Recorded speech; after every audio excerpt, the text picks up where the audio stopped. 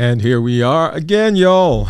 Oh, I love that. Love that music. Love that music. Oh, welcome back. And I hope you had a great week. Hope you had a great weekend. Had an amazing Monday. It's cold outside, but here we are. So fasting isn't just a health trend. It is a practice that we've known about for a long time. It has deep historical and cultural roots, and it's a part of the human history for as long as we can remember. But can fasting really manage disease? And can it manage chronic disease? That's what we're going to be talking about here on this episode. In our last show, we delved into the complexities of chronic disease and the empowering path of taking control of your health. Today, we're exploring that topic. This topic of fasting, that's where we are. It has gotten so much interest, and so many people are now in the process of different forms of fasting. We're going to be talking about that tonight. And specifically, the question we're going to ask is, can fasting rapidly lower your blood sugar? We have been in this space talking about the war for your health.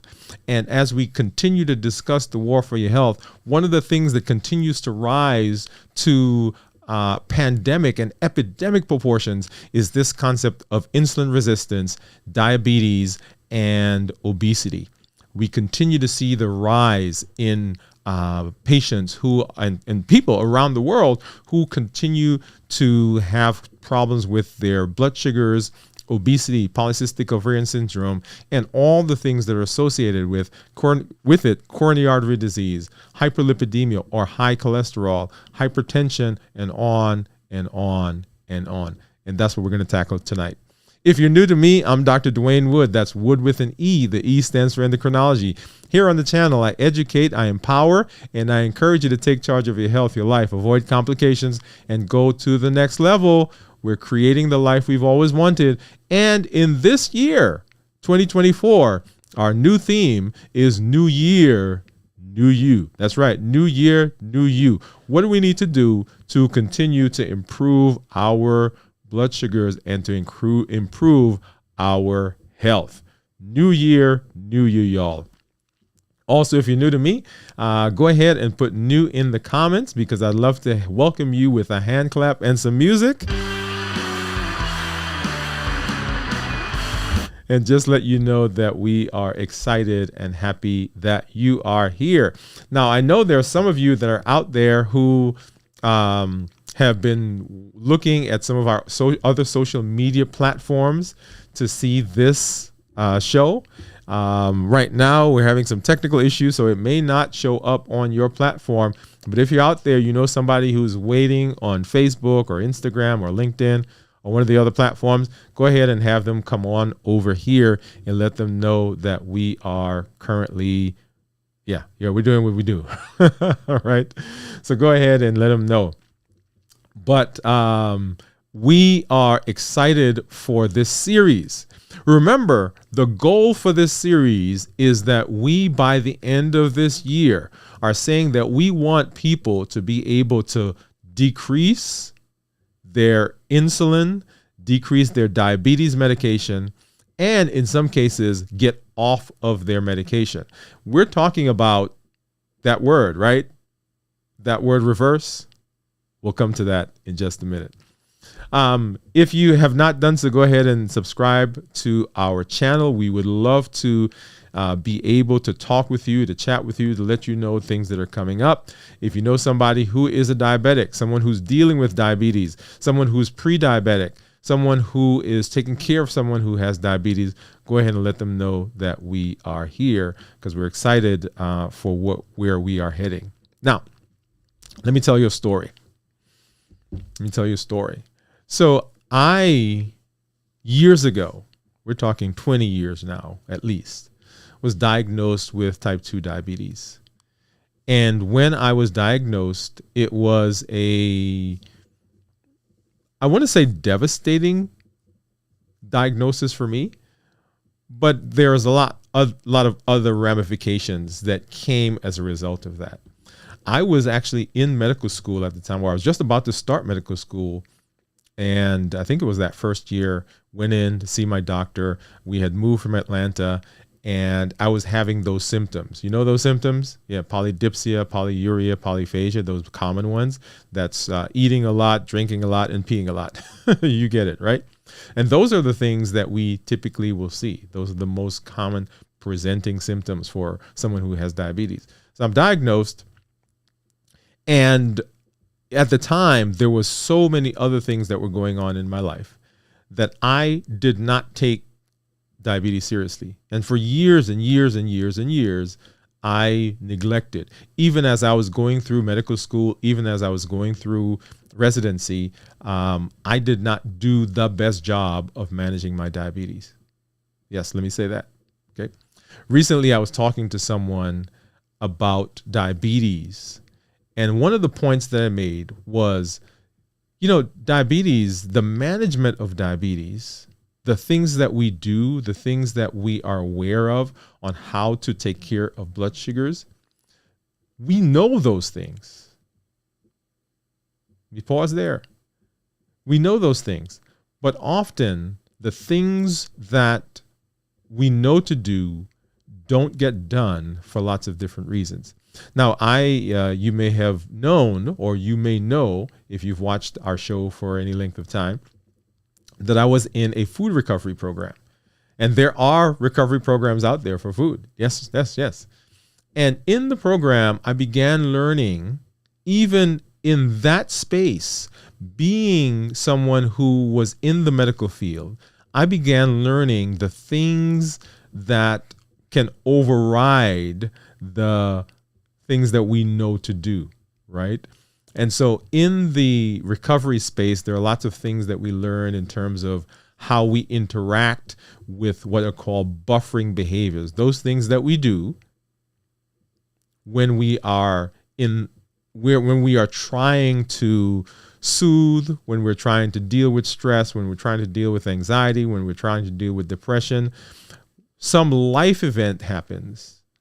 And so we turn to these buffering behaviors. And for most of us, a lot of us, I shouldn't say most of us, for a lot of us, food is one of those buffering behaviors. And as I began learning more and more and more and more about how people interact with diabetes, it occurred to me that there has to be a better way. Now, this thought is not new to me. And you have heard so many people, and you go on the internet and you'll see a lot of people talking about the change in the concept, our understanding about diabetes. And so it's not new to me, but it's something that I've adopted and began incorporating for myself and incorporating in the way that I manage my patients. And we're going to talk about a lot of that here today as we get through the show. But before we get to answer the question, right? And so the question is, can fasting rapidly lower your blood sugars? Right? Before we get to that question, let's back up a little bit and let's talk a bit about diabetes itself. And for years, we've had the lock and key model of diabetes that we have taught. All right. So remember where we're heading. This is the question that we've got. Can diabetes lower blood sugars? Can fasting rapidly lower blood sugars? And in fact, I want to propose an additional component of that. How fast can it lower it? Can it lower it in days? Can it lower it in days? Okay. So let's talk a little bit about blood sugars and diabetes. So when we eat, the food goes into our bodies, and the food has to be digested. So the food is digested, and it takes about 5 hours. And then let me see if I'm going to pop over here real quick, and let's see. Here we go. Let's go to this slide. All right, so understanding fasting. What food goes into our body, right? And you'll see there. And the first 5 hours or so, what we're actually doing is we are digesting the food, right? So it's not we are in the process. The body has taken that and is breaking it down, and then the food begins to be absorbed. So when we fast, everybody thinks as soon as they stop eating, then that is where the fasting begins. And actually, no, you haven't started fasting for a while, right? So those first 5 hours, what we're talking about is we're talking about the food that you've just eaten, that getting into the system and that becoming absorbed by the body, and it gets shuttled to wherever it needs to be. Make sense so far? Yeah. So at 12 hours, the body begins producing certain hormones. Now, because as an endocrinologist, and I could be a little biased, but I don't think I am. As an endocrinologist, right, I think everything in the body revolves around hormones, right? But it does. Everything that happens in the body, there's a signal, and even the heart, the nervous system, the GI tract, the skin. You probably can't name an organ or a cell that doesn't have some component of a hormone in it. And so at certain parts of your digestive process, right, the body begins producing hormones. And at about 12 hours, we start to see growth hormone getting released. And at 18 hours, we have something what's called autophagy. So autophagy is the body's process of reclaiming, rebuilding, getting rid of damaged cells, right? So autophagy happens at about 18 hours. At 24 hours, we begin to see improvement in the immune system. So we start to see decrease in inflammatory markers. We begin to see improvement in our gut health. And then at 48 hours, we begin to see improvement, and we begin to see stem cells. Now, you guys have heard stem cells, right? So those are the cells that everybody's excited about that we can use to begin to regenerate, that we can use to clone and so forth, and we can use to treat some other diseases. All of that happens over time. And I want you to notice what the time frame is, right? I want you to notice what the time frame is. So it's not as soon as you stop eating that the process begins. It takes time to get to the point where we are considered to be fasting. In fact, there are a lot of people who say that, you can't really say that you're fasting until you're at 24 to 36 hours. Okay. We'll come and we'll talk a little bit more about some definitions later on. But specifically, let's back up and let's talk a little bit about the fad. So years and years and years ago, at UG Pines, there was a scientist who they were doing research, and they noticed that some of the mice that they were using in their research had not been subjected or afflicted with, if you will, certain diseases. Okay, so certain abnormalities. And they published this paper. And at the time they called it not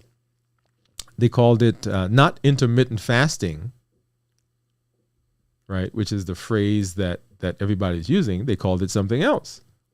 Actually, they called it time restricted. Let me go ahead and say time restricted eating. So what that meant was there were specific times during the day where some of the mice, they just ate whenever they wanted. And then there were some mice that ate on a particular schedule. It was restricted. And so they saw that these mice did not have some of these ailments.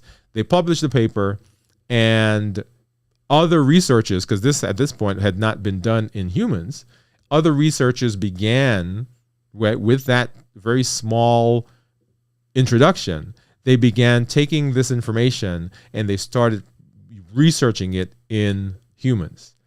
And that's where this idea of intermittent fasting came from, right? So that's the background on it.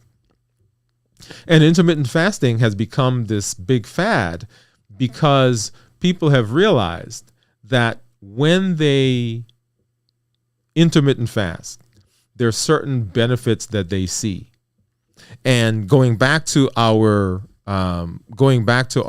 little initial diagram there, let's get back there, where we talk about what are the things that we're seeing and the spaces where we see them. All right, you'll notice that as time goes on, there are certain benefits that we begin to see. Okay, so food gets digested. Now, when the food is digested, so the some of it goes to energy. Some of it goes to your breathing and moving and your heart's beating and all those specific things that we need right now. And then some of it gets stored. This is where excess energy gets stored, right? It goes and we take it, and storage is really fat, right? There's some goes to the glycogen, which is in the liver, but for the most part, if there's excess, it gets stored in the fat. So that when you are actually in the fasting state, your body has to use up all of the available energy. It's kind of like when you go to the grocery store and you buy something, you can go and you buy groceries, you come home, you put it in the pantry, but you cook some food and that's in the refrigerator. Well, you don't go back to the pantry to get stuff until you finish the things that are in the refrigerator. So same way, the body does not go to the stores, which is the fat cells. It doesn't go to those stores until the thing that's readily available has been used up. So if it takes 5 hours to digest food, that is, you break it down, the body absorbs it, the first 5 hours. And you say, well, I'm going to fast. I'm going to fast for 12 hours. Well, the first 5 hours, there's no fasting, at least, right? Because the body is still processing that stuff. And then it takes about 8 hours for the body to use up the stores that it has. So when it does the glycogen, that's like cooking food, put it in the refrigerator. Well, it takes about 8 hours for it to use that up. So 5 hours in your fasting, 5 hours has been for the digestion. It takes about 8 hours for it to use up the stores. And then it begins going and trying to break down the stores that are in the fat cells to begin using them. So notice what's happened. It has taken a while to get there, right? So if you say, well, I've fasted for 12 hours, well, 5 hours, and let's say another 5 hours, 10 hours, right? So your body hasn't even started looking at the fat cells at least the first 10 hours. And then autophagy, right? Autophagy. So autophagy is that process where the body now begins to get rid of old dead cells and tissues, and the growth hormone that came out at 12 hours is in the process of working to help rebuild and help rejuvenate. This happens in two things need to happen for this process to be successful. Number one, you have to be fasting. And number two, you have to have good rest, because a lot of this happens during sleep. Let me say it again. A lot of this happens during sleep. So when we tell people that sleep is regenerative, this is what we're talking about. Well, partially what we're talking about, right? So sleep is regenerative. So during sleep, the body regenerates and rejuvenates. All right. So let's get back to fasting. Okay, let's get back to fasting. Why does fasting work, and does it work? Well, let me do this. So I have been fascinated by fasting. Okay, I've been fascinated by fasting. And so I decided that I was going to incorporate fasting into my life. And I have been fasting for quite some time. I've been intermittent fasting, or time restricted fasting. That is the fasting, you do 16 hours of fasting, 8 hours of eating, right? You guys, a lot of you have done that, and a lot of you are currently doing that. So that's what I've been doing, and I've done that, and I have done it successfully at times, a little bit less successfully at other times, right? Because life happens. And so I decided I was going to do a full fast, and I was gonna do what's called an extended fast. And an extended fast is not a 16-8. An extended fast is, I decided I was going to do a 72-hour fast. That is 3 days. 3 days of not eating. And so this past week, well, I'll show you the last 2 weeks. Let me go back a couple weeks ago. All right. So let's do this one. Let's go back a couple weeks ago. So these are my blood sugars, by the way. These are blood sugars. And you'll see there.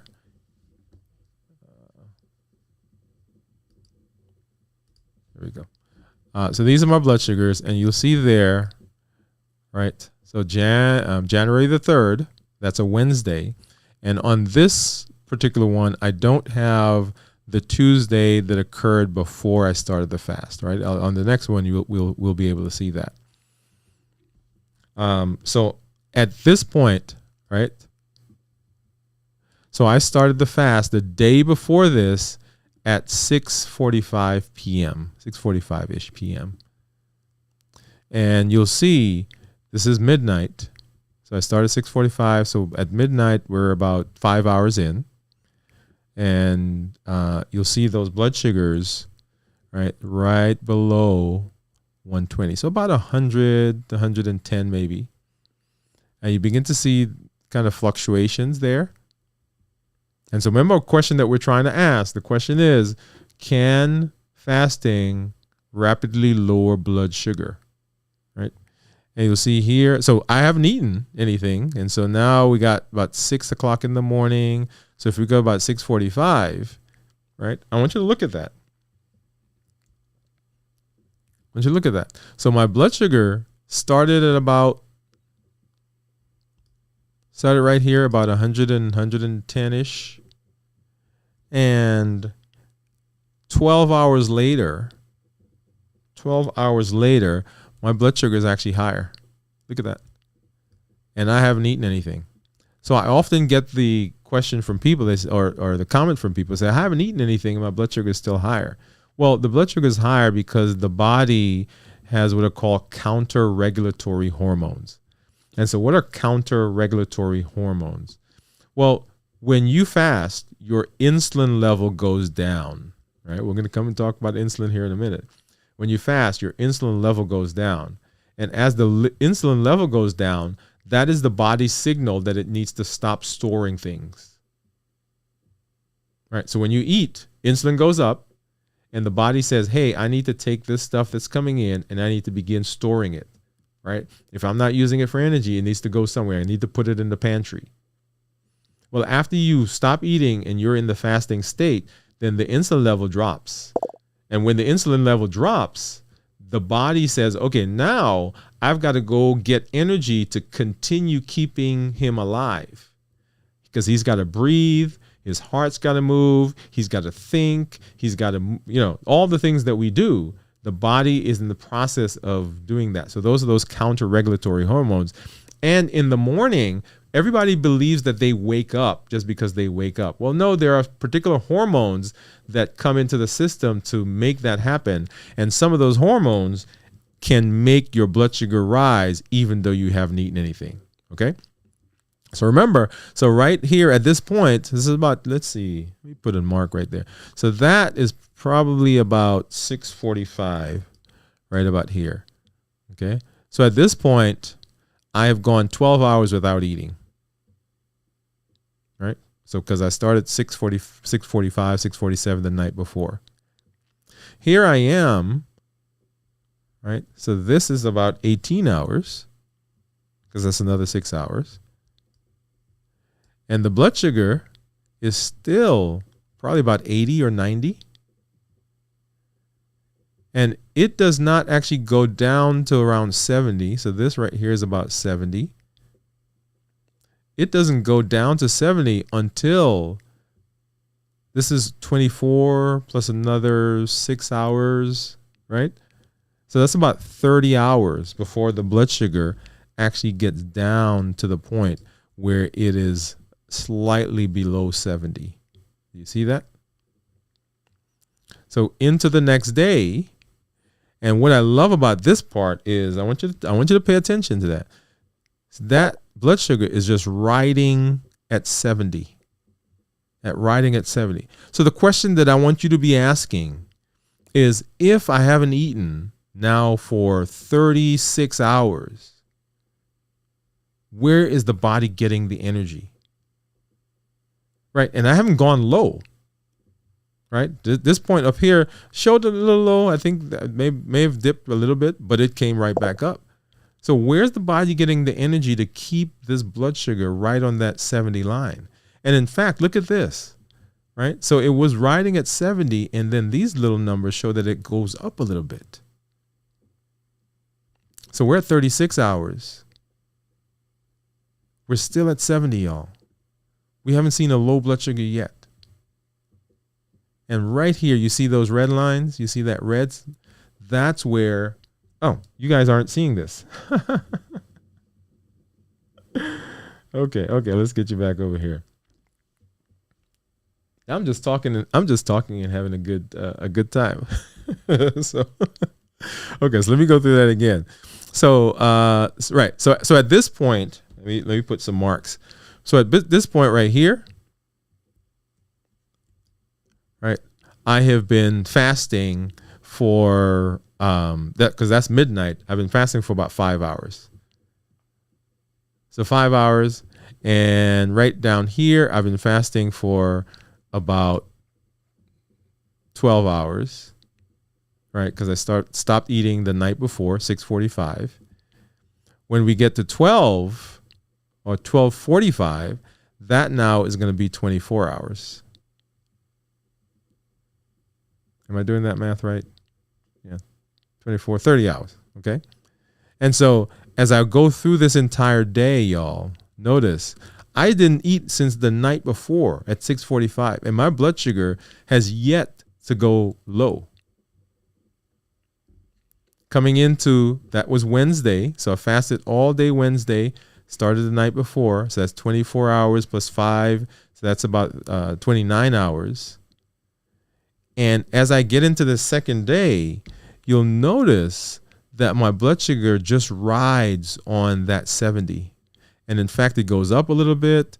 You know, you see those little fluctuations right there, right? And it increases a little bit. And right here, right? So the gray line is 70, but this line right, let me see, this line right down here is 70. But the blood sugars are actually above that. You see that?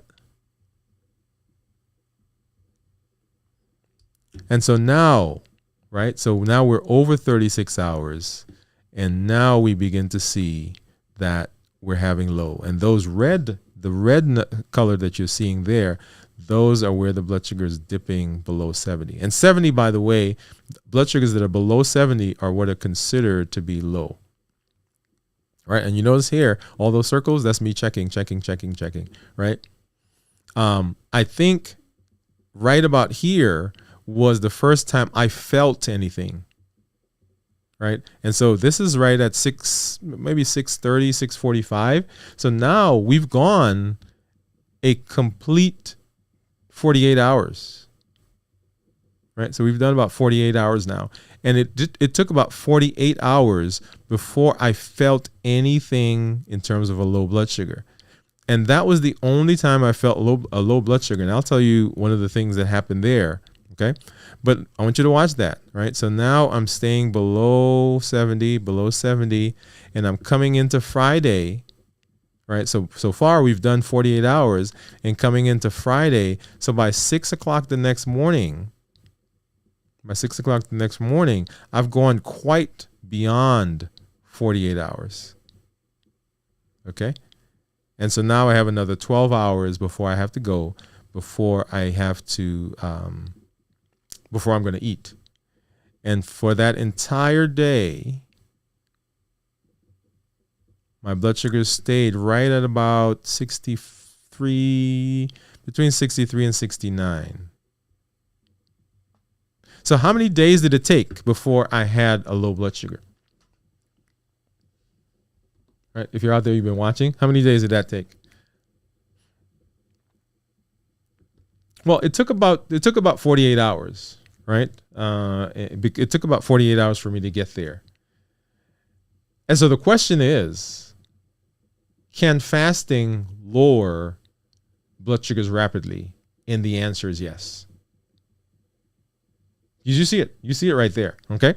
Now, what I want to do is I want to go back. And so that was 2 weeks ago. Now, we'll talk a little bit about, and you'll see when I started eating, right? So I started eating right around here. Right. So I started eating right about here.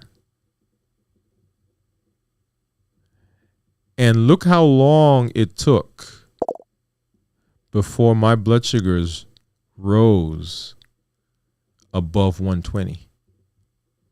Right. So I started eating about 6:45 here. So 6:45 the next day would have been 24 hours right here. Right. So if I back up a little bit to this point, so it wasn't until there that my blood sugar started going above 120. And so I kind of ate some stuff I shouldn't have eaten. Okay. All right. So let's jump over to the second week that I did this. And this time I do have the Tuesday on the graph. So I did it the same time, right? So right at about 6:45, right about here. Okay. I finished eating and my blood sugars climbed, right? So above 120. And then it starts to fall. And just like we saw the week before, that blood sugar stays within the gray. So that's 70 to 120, y'all. It stays. It never drops below 70 for that entire next day. And then the next day, it's a little lower. Now notice this is above 70, right? So this is lower. So boom, boom, boom. Look at that. Right? So it stays right. It just straddles that line. And it's not until out here, y'all. Look at that. Okay. So we are now over 48 hours. So it took about a little over 48 hours, right? Because 48 hours would have been right here. This would have been 48 hours. So it wasn't until maybe another 5 hours after that my blood sugar finally goes below 70. And then look at that. It stays right below 70. For most of that next morning, and boom, right here. I want you to know this. This is going to be an important point for us. Now, here's the question that I want to ask again. If I have not eaten, so 48 plus, what's that? 48 plus another 6 hours. If I have not eaten for over 55 hours, why does my blood sugar rise? Because it went low right here. So why does it go up here? It goes up here because now my body has switched from burning glucose. It switched to now burning fat. Ooh, what? Ooh. Now, let's see. Jeff said he can't see it. Jeff, are you there? Can you guys see this? Let me know. I hope you can. So my question is, or my point is, let me come back here. So my point is, it's at that point. So when the blood sugar is dropping, right? The body is using glucose. The blood sugars are coming down. We're using glucose. When it goes low, we have depleted the ready access that the body has to glucose, to glycogen.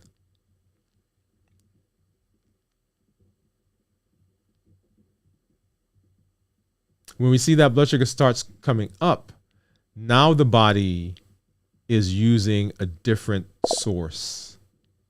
The body is using a different source of energy. So we don't see that benefit until we've extended the fast. Okay, and we'll once again, I just want to go through this, and we'll come back. We'll talk some more about that here in just a minute. Okay, let's see. So our goal, right? And let's answer the initial question. The initial question is, can fasting rapidly lower blood sugars? And the answer is absolutely yes. Absolutely yes. Now, it depends on the person as to how quickly that happens. Okay? Now, as we get into this next part of the discussion, I want to once again say that we're talking about specifically now, right, what we're about to do. And all this happens in everybody, by the way. What we're about to do is we're about to talk specifically now about type 2 diabetes and what our plan is as we move forward. Because one of the most amazing tools that we are going to talk about implementing is fasting. Intermittent fasting, great, right? That time restricted eating where you do 16 hours of fasting and 8 hours of eating. Wonderful, love it, fan of it. I promote it, I teach it, I do it myself. But as we get into how are we going to decrease your medication and how are we going to start trying to reverse diabetes, we're going to be talking about some longer fasts. Because as you see, it takes some time before the body depletes the glycogen stores. So we want to begin implementing some extended fast. So if you are currently not fasting, our recommendation is going to be to begin fasting. Now, with everything that we do, right, we start slow and we go from there, right? So we're going to recommend implementing fasting. And these things that we're recommending always, right, caveat is, well, not caveat, but always under the direction of your physician. If you're out there and you're watching and you're one of my patients, you see us in the office, you're one of our clients, we're having conversations about this. Okay, so have conversations with me. If you're not one of our patients, if you're not one of our clients, if you're not in our coaching program, make sure that you are touching base with your practitioner to say, hey, this is something that we want to do. Now, here's a question. Here's the most obvious question and answer. Okay. Why does fasting lower blood sugar? Why does fasting lower blood sugar? Right? Put that in the chat. Why do you think it lowers the blood sugar? Right? So that's the question. Why does fasting lower the blood sugar? And does it make sense to you that it does?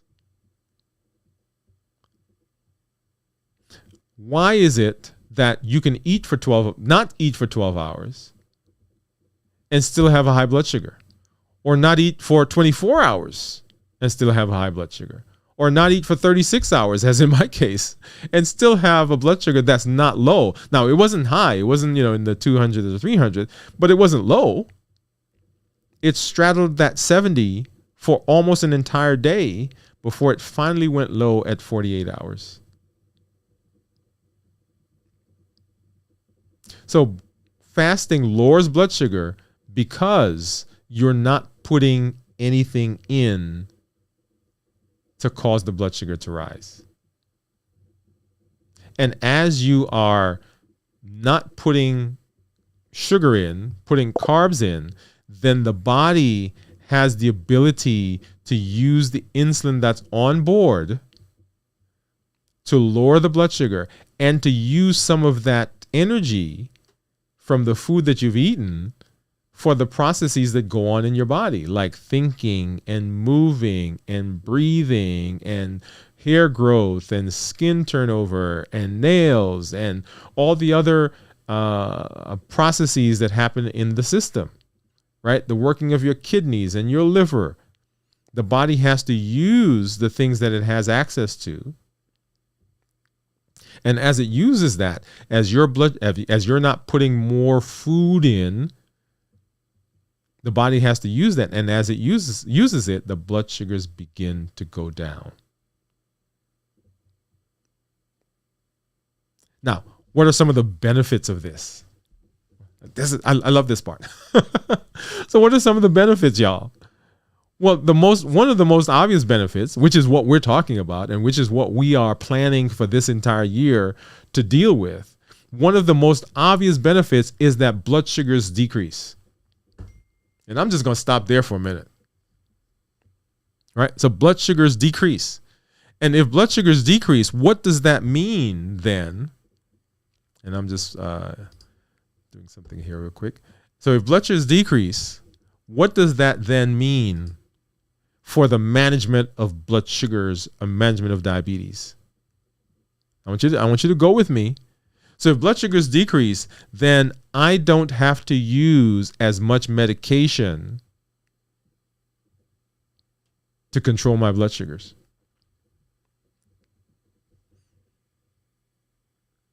I want you to make sure this makes sense to you.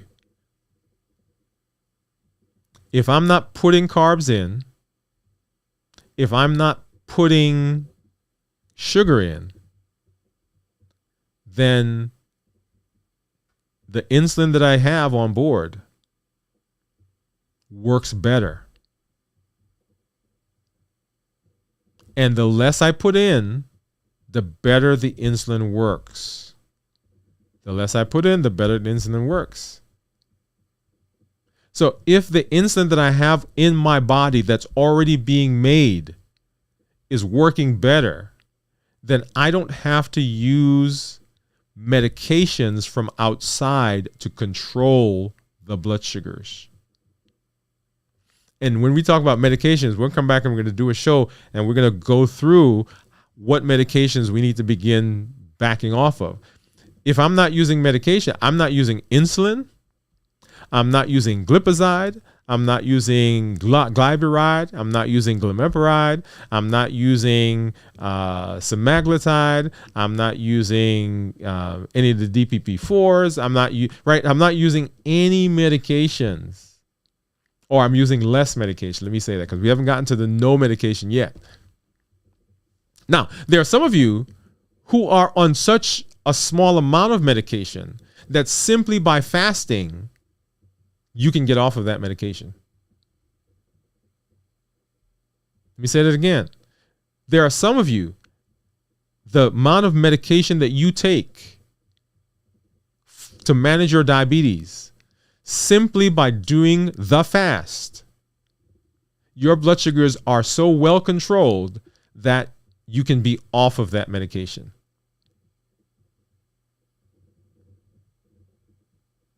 And some of you, simply by this conversation that we just had, your blood sugars are so much better controlled that you can decrease the amount of medication that you're on. Now think about those 3 days. Right? Think about those 3 days. Let me pull that back up. I think I put it down, but let me pull that back up. Think about those 3 days that we saw.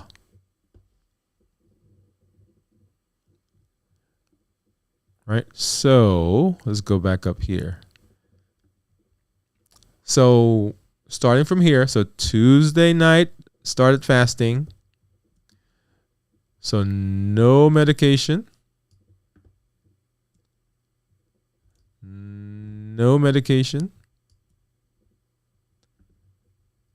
No medication. And then I want to go to the day after I started eating. Guys, look at this. Look at this. Look at this. Right? So I started eating right here. Right? So that's Friday night. Well, actually started, let me get rid of that. I started eating over here. All right, so that's Friday night. So look at the entire next day.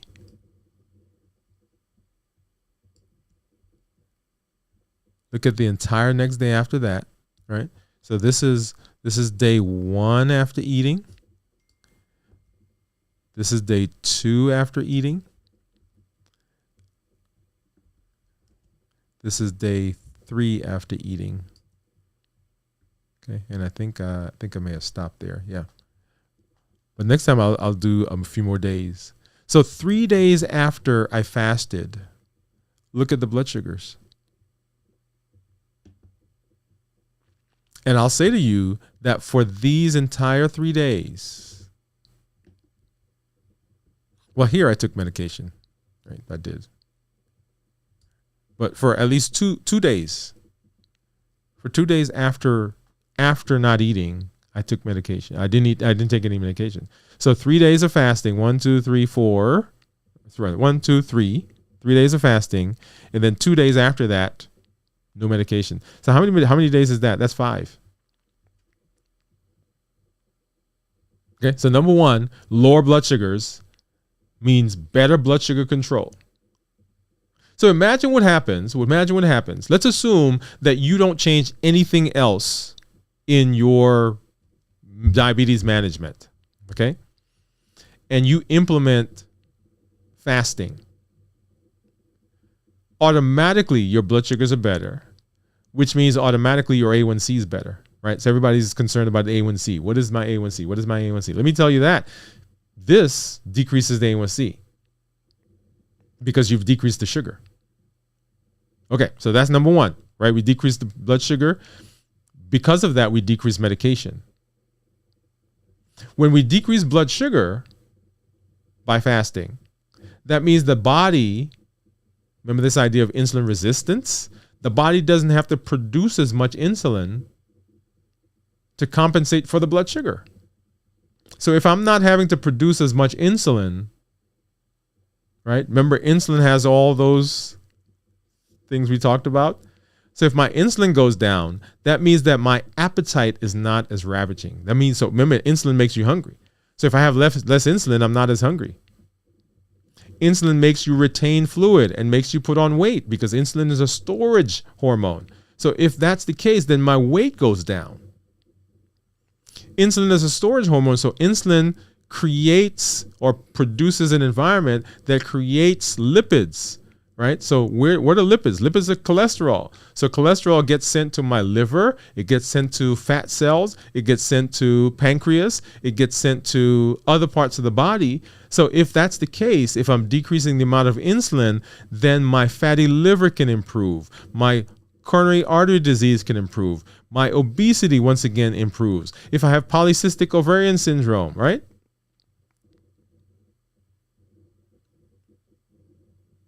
Yeah. If my blood sugar goes down, then my inflammatory markers go down. What are inflammatory markers? Those are those things that we have in the body that show that we have inflammation. So if my inflammation is improving, then my chronic diseases, rheumatoid arthritis, right? Some of those other inflammatory things that we have. If my inflammation is going down, then my immune system can work better.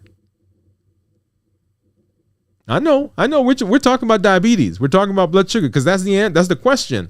Can fasting rapidly lower blood sugar? The answer is yes. But look at all the other benefits that we get from fasting. Now, what we're going to have to do is we're going to have to come back now and we're going to have to say, wait a minute. And you should be asking the question, wait a minute, Dr. Wood, if that's the case, if everything is improving, how do I then adjust my medication to compensate for the fact that my blood sugars are better? And I'm going to say to you that is the best problem to have. We're going to do a show where we talk about, and I'll go through, like I said, what we need to begin doing to begin addressing the medication. Because you're right. If you're on insulin, if you're on medication that are called secretagogues, that is medication that cause your body to produce insulin, then you're going to have to, by nature of what we're doing, you're going to have to decrease your medication. Now, as I'm saying that now, right, something comes to my mind. Something comes to my mind. You just saved some money. How much does it cost to fast? $0. It doesn't cost you anything. Right? Do you have to buy any equipment to fast? No. I mean, we'll talk about some equipment that you can get that helps, right? Like the continuous monitor that I just described. But you don't have to go anywhere. You don't have to buy anything. You don't have to buy any special food. This is free, y'all. And if I'm decreasing the amount of medications that I'm making or medications that I'm taking, then I also am saving money because I don't have to spend the money on medication. If my blood sugars improve, my A1C goes down, my fatty liver gets better, my cholesterol gets better, my hypertension gets better. I don't have to take hypertensive medication. I don't have to take cholesterol medication. I don't have my neuropathy improves.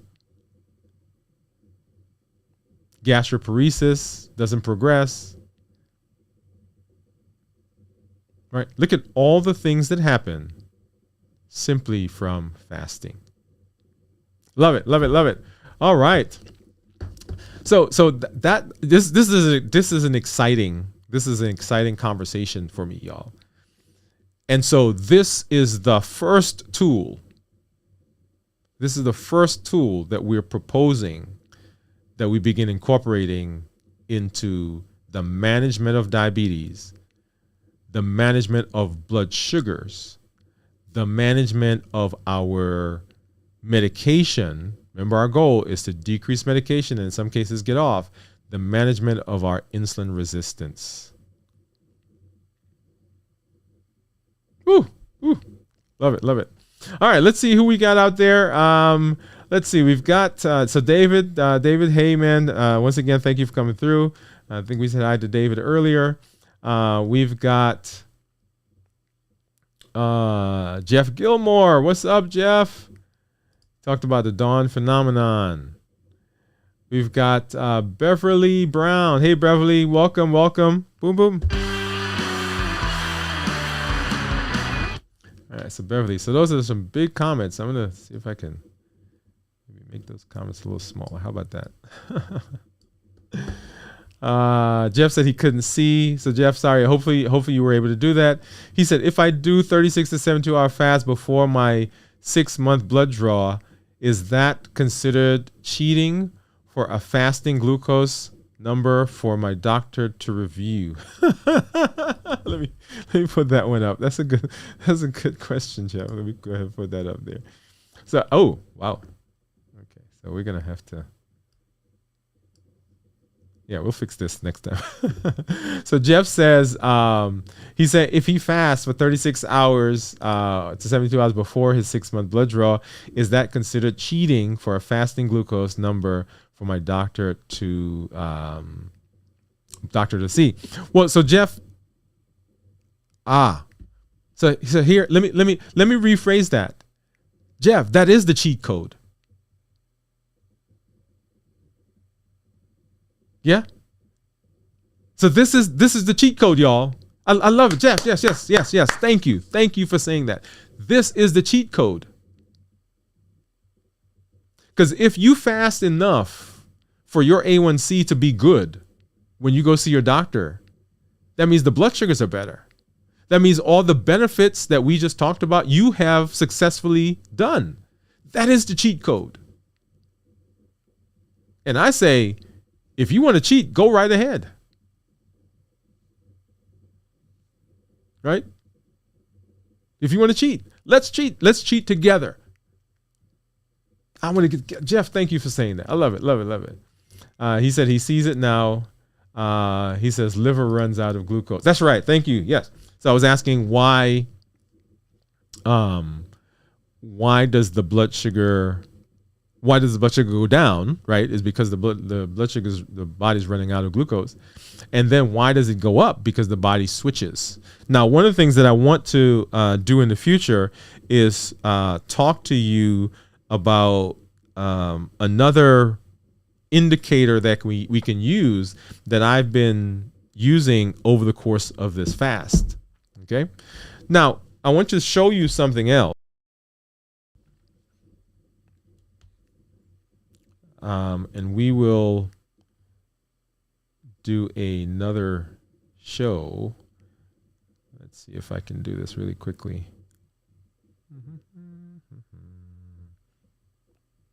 Trends, yeah.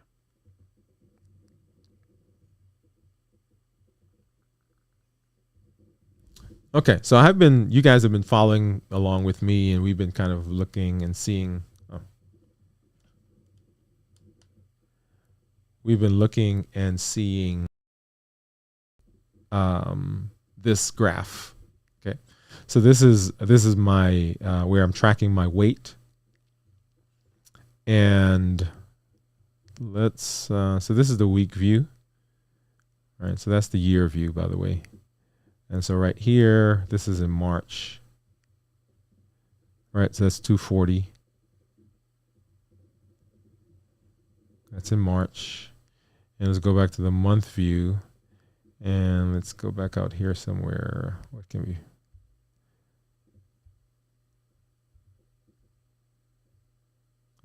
So that was in December. And that right there, that was today. Let me show you again.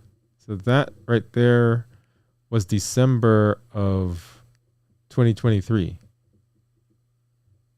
Okay. And as I've said to you before, that we're not looking for a consistent line, right? Right. Some people say, oh, it went up 2 pounds, went down 3 pounds, went up 5 pounds. That's not what I'm looking for. When you look at your graph, that's what I want it to look like. You see how we got that point down there, and then over the course of time, we continue to go down, down, down, down, down, down. Now, if we look at the month, right, you'll see where we are, right? You see there's some fluctuations in there. But if we look at the week, right, I want you to look at that. Okay, so 202, 203, 204, 200, 198. Actually, if you see that, I actually got down to about 198.2. Oops, sorry. We got down to 198.2 and then 199. So when we talk about fasting, y'all, can it lower blood sugar? Yeah.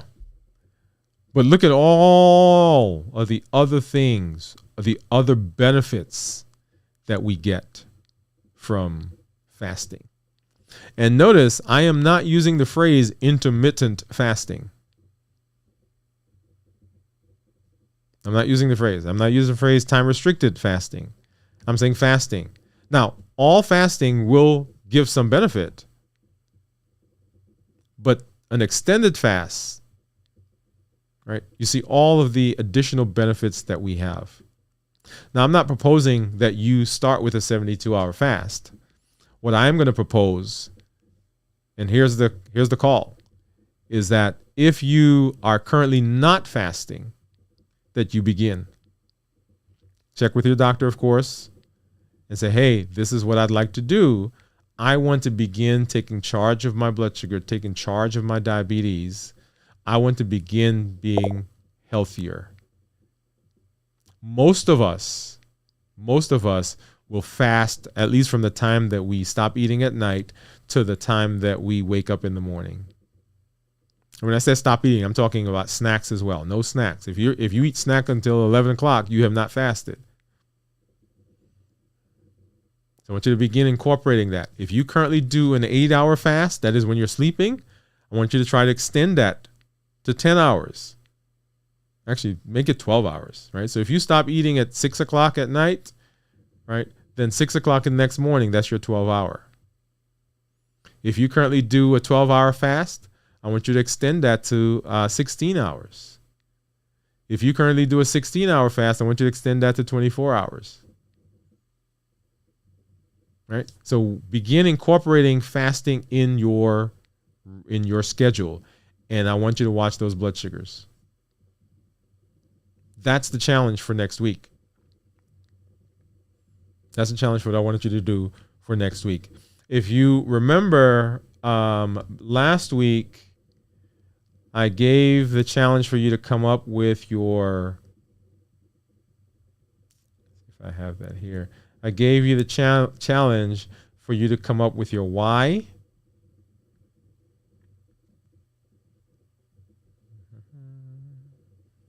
That's what I asked you to do. So if you're out there, go ahead. Or if you're watching this on the replay, go ahead and share your why with us. Share your why with us. Drop that in the comments.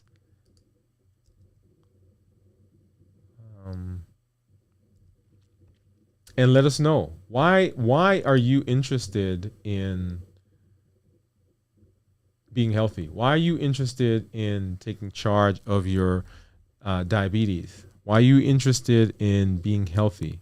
What's going on? What's causing that? And I'm going to, let's see, let me bring this over here because I want to show you. And this is a PDF that you could download.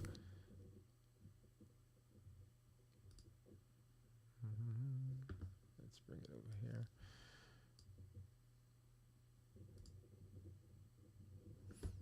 All right, so let's see. Let's pop this one.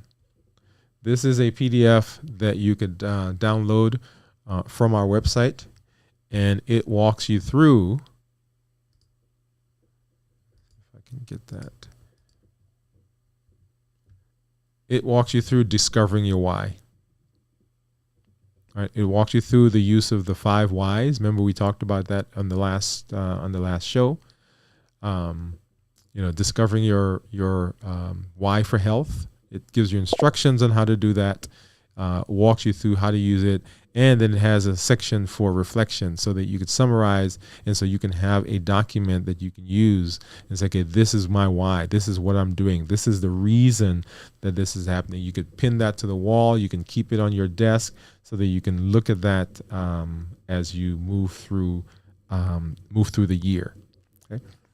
For tonight, we are going to put out a document, a PDF that walks you through some of the benefits of fasting, and with a challenge so that you can begin tracking. And we'll do it. It'll be a week. You can begin tracking what you're doing with your fasting. Okay, so make sure you go back. And as we go through the shows, right, each time we do the shows, we're going to provide some tools, right? So these are some tools that I want you to use. Remember, we educate, right? That's the information that I give. We empower, and we empower by giving tools. And then we encourage, and that's the community, right? So being here in this community, and you'll hear some more about a community that we are growing. But I want you to make sure that you're not just watching the show and then going back and just not doing anything. But as we go through, walk with us. Last week we came up with the why. Last week we talked about what are the first steps that you need to do to take charge of your health. Tonight we're talking about fasting. You've heard the theory, and we have given a challenge, right? Begin incorporating it into your regimen for the management of your blood sugar. Our goal: decrease, get off of diabetes medication. And we're talking specifically about adults who are type 2 diabetics. If you have other medical issues that are going on, well, not just if you have, everyone should be talking to their healthcare provider.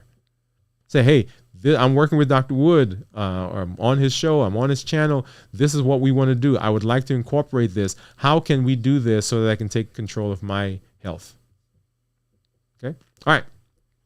And then go ahead, and if you are here, right, we said we're going to do a giveaway this week.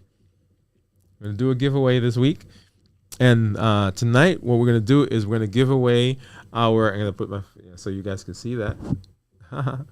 That is our New Year, New You mug.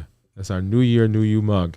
And so go ahead and put your name in the chat. Put your name in the chat. So I see, just type your name. Just type your name. You got to be here to win. You got to be here to win. So if you're here, just type your name in, and I will start entering those into our wheel, and then we'll make a selection. Okay. All right. So let's see. While we're waiting for that, Jeff has a question. It says, see it now. Liver runs out of glucose. He said, are you using a scale that upload your weight data to that graph? And Jeff, the answer is yes. The answer is yes. I am using a scale to do that. And this, I'm using a scale called Fitbit, and I have, I think I'm going to, maybe at some point we'll give one of those away. Right. Let's see. What I'm trying to do right now is trying to see how I can make these comments not so big. Ooh, ginormous. I guess that's a little better, I think.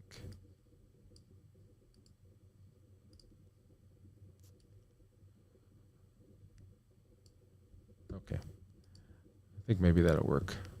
Ooh, maybe that's a little too small now.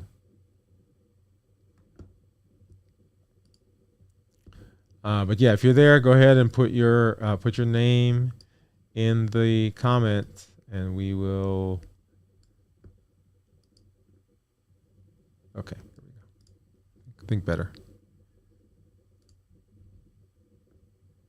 Yes. Okay. All right. So that was one question. And yeah, so I'm using Fit Index is the name of the app. And the name of the scale. This is one that my wife also uses in her program, and yeah, okay. And then the question says, why to reduce neuropathy? Yes. So Jess, thank you for saying that. So I if you remember, I corrected that. I said decrease the progression. Yeah. So not necessarily decrease neuropathic pain. Right. Now, there's a whole body of information about whether you can reverse neuropathic pain.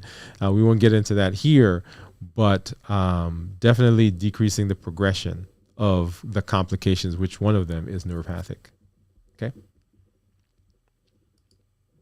All right. Let's see. So we've got. If you're out there, go ahead and give us a thumbs up for this show while we wait. And let me also, once again, encourage you, if you've not done so, to get over to our YouTube channel. And get over to our YouTube channel and subscribe. If you're here, you're probably getting the information from us. Lots of information that's out there. Those two that are right at the top there on the left, those are our most recent shows. Last week was what are the first steps to a healthier you in the new year. Remember, new year, new you. And then today, can fasting rapidly lower your blood sugar levels? Yes, it can. And then all the other benefits. Okay. And then pay attention to what we are going to be doing as we get into the rest of the year. The other thing that I want to say to you is also you can jump over to our YouTube channel, not our YouTube, but our website. Let's see. And that's DwayneWoodMD.com. DwayneWoodMD.com. And on DwayneWoodMD.com, Lots of good information there. Of course, our 7 keys to success that you could download. That's the ebook that we used. Our course, Unmasking the Sweet Truth About Sugar, right? And so now you should have a better understanding of sugar. And so the question then is, what do we do with that information? Okay. If you are looking to work with me on a more personal level, you can sign up for our next level coaching program there on the website. And then, of course, our blog that we do, that is supplemental to all the things that we're doing here on the program. Okay.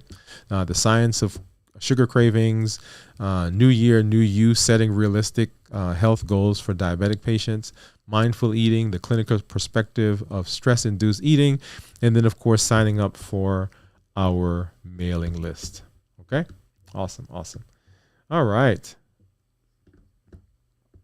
Well, I know that there are a couple of you there. And let me come back over here. All right. And thank you for those thumbs up. I see you there. For those of you who are watching this on the replay,